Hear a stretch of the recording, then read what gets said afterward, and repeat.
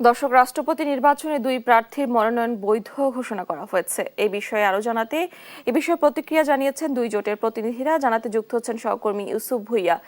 ইউসুফ, প্রার্থিতা চূড়ান্ত হওয়ার পর কি বলছেন সংশ্লিষ্টরা, পরবর্তী ধাপ সম্পর্কে আমাদেরকে জানাবেন। ডানা, রাষ্ট্রপতি নির্বাচনকে জানান আপনার আগামী 20 আগস্ট কিন্তু রাষ্ট্রপতি নির্বাচন অনুষ্ঠিত হবে এবং রাষ্ট্রপতি নির্বাচনের তফসিল অনুযায়ী আজই কিন্তু মনোনয়ন যাচাই বাছাইয়ের প্রক্রিয়া ছিল এবং গেল 13 আগস্ট যারা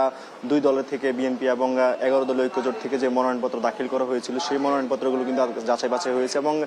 নির্বাচন কমিশন যিনি এই যে রাষ্ট্রপতি নির্বাচনে যিনি নির্বাচনী কর্তা রয়েছেন প্রধান নির্বাচন কমিশনার এম নাসিরউদ্দিন এবং সংসদ সচিবালয়ে যে কর্মকর্তারা রয়েছেন দুই পক্ষই মিলে কিন্তু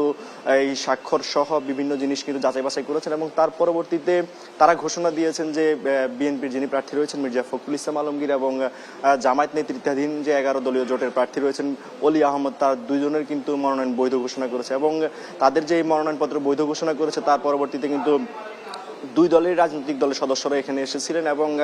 জামায়াতের পক্ষ থেকে আবারও তারা 70 অনুচ্ছেদের যে সংবিধানে যে 70 অনুচ্ছেদ রয়েছে রাষ্ট্রপতি নির্বাচন নিয়ে সেই বিষয় নিয়ে তারা বলছে যে এটা পরিবর্তন এবং সংশোধনের প্রয়োজন রয়েছে এবং পরবর্তীতে বিএনপির তরফ থেকে কিন্তু এর উত্তর দেওয়া হয়েছে এবং বিএনপির যিনি স্থায়ী কমিটির সদস্য রয়েছেন গয়েশ্বরচন্দ্র রায় তিনি বলেছেন যে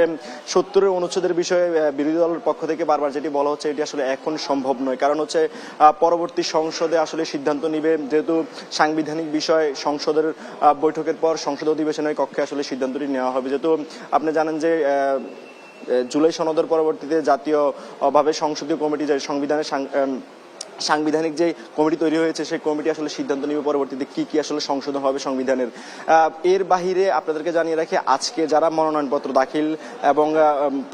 মনোনয়নপত্র যাদের আসলে বৈধ ঘোষণা করা হয়েছে তাদের কিন্তু আগামী 18 আগস্ট প্রত্যাহারের সুযোগ রয়েছে এবং প্রত্যাহারের পরবর্তীতে আগামী 20 আগস্ট কিন্তু যেহেতু নির্বাচন বেলা 2টা থেকে বিকাল 5টা পর্যন্ত জাতীয় সংসদ অধিবেশন কক্ষে অনুষ্ঠিত হবে এবং সেই অধিবেশন কক্ষে কিন্তু